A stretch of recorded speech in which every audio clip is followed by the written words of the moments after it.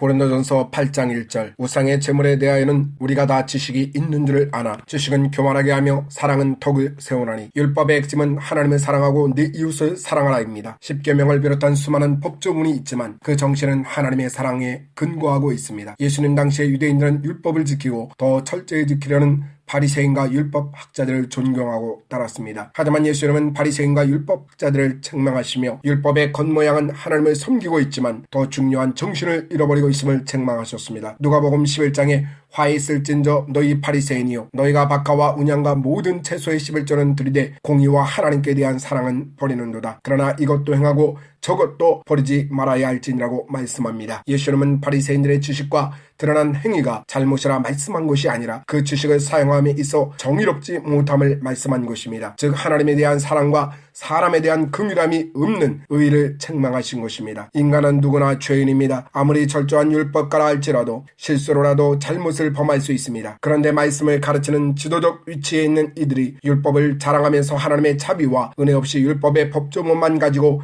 백성들을 억압하며 무거운 죄책만을 지우고 있는 것에 분노하셨습니다. 이와 같이 고린도 교회에도 사랑 없는 지식에 대해 경계하고 있습니다. 교인들 가운데 우상에게 제사한 고기를 먹을 수 있느냐 없느냐 하는 논쟁이 있었습니다. 어떤 이들은 우상은 아무것도 아니며 하나님의 모든 만물의 창조다이시니 우상의 제물이었던 고기를 먹는 일에 거리낄 것이 없다 주장하는 이들이 있었고, 어떤 이들은 우상의 제물로 드려진 고기를 먹는 것은 이방신인 우상에게 함께 참여하는 것과 같은 것이라 먹으면 안 된다고 주장하였습니다. 모두가 나름 자신의 신앙 양심과 타당한 근거를 가지고 논쟁을 하였을 것입니다. 그러니 결론을 내리지 못하고 있었습니다. 사랑 없는 지식만큼 사람을 괴롭게 하는 것이 없습니다. 우상은 아무것도 아니며 하나님의 만물의 창조자이심은 부정할 수 없습니다. 그렇다고 해서 무엇을 먹고 마시든지 하나님 안에서는 관계없다며 방종을 자유로 착각하여 자기 하고 싶은 대로 하는 것은 옳은 것일까요? 사도 바울은 이런 사람들에 대해 강하게 권면하고 있습니다. 믿음의 지식이 있다는 사람은 우상에 대해 또 그 제물로 바쳐진 고기에 대해 자유롭게 생각할 수 있습니다. 하지만 하나님에 대한 믿음이 없는 사람들은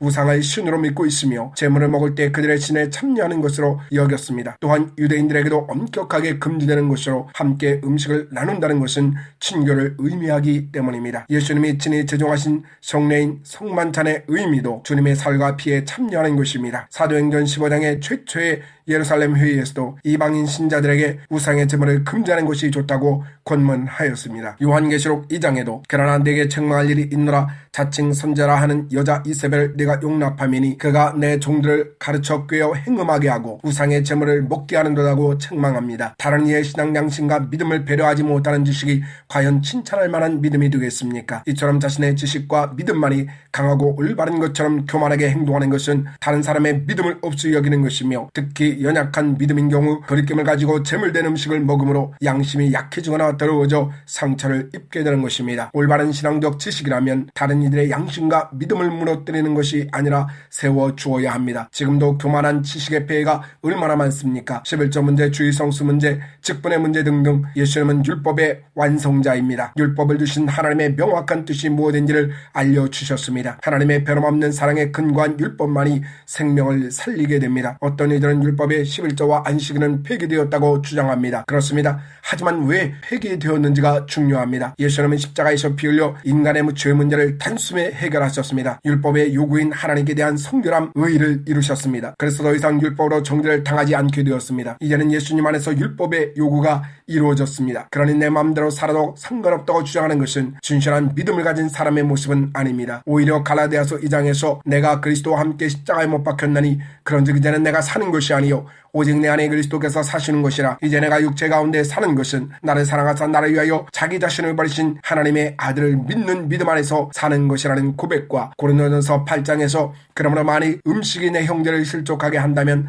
나는 영원히 고기를 먹지 아니하며 내 형제를 실족하지 않게 하리라는 말씀처럼 사도 바울은 자신에게 주어진 자유를 그리스도에 대한 사랑과 믿음으로 형제를 위해 희생하겠다고 선언하고 있는 것입니다. 마태복음 5장에서 내가 너희에게 이르노니 너희 의의가 서기관과 바리새인보다 더 낫지 못하면 결코 천국에 들어가지 못하리라고 주님은 말씀하셨습니다. 서기관과 바리새인의 의의는 율법을 지킴으로 얻는 의의입니다. 믿음의 사람들의 의의는 하나님의 변함없는 사랑의 은혜인 십자가의 의의에 근거한 것입니다. 그렇다면 우리에게 11조와 주일과 직분에 대한 계급성이 왜 문제가 되어야 합니까? 10의 1조가 아니라 우리의 가진 모든 것이 주님의 것이며 일주일의 하루가 아니라 우리의 모든 시간이 주님의 것이며 직분의 계급성이 아니라 주님의 이름으로 일하는 작은 자라 할지라도 섬겨주는 것이 마땅한 것입니다. 이것이 주님의 사랑을 아는 믿음이라 할 수 있습니다. 마태복음 10장에 나는 분명히 말한다. 이 보잘것없는 사람 중 하나에게 그가 내 제자라고 하여 냉수 한 그릇이라도 주는 사람은 반드시 그 상을 받을 것이다. 사랑이 없는 모든 지식은 교만하게 하여 분열시키지만 사랑은 주님의 공동체를 하나 되게 하여 든든히 세워갑니다.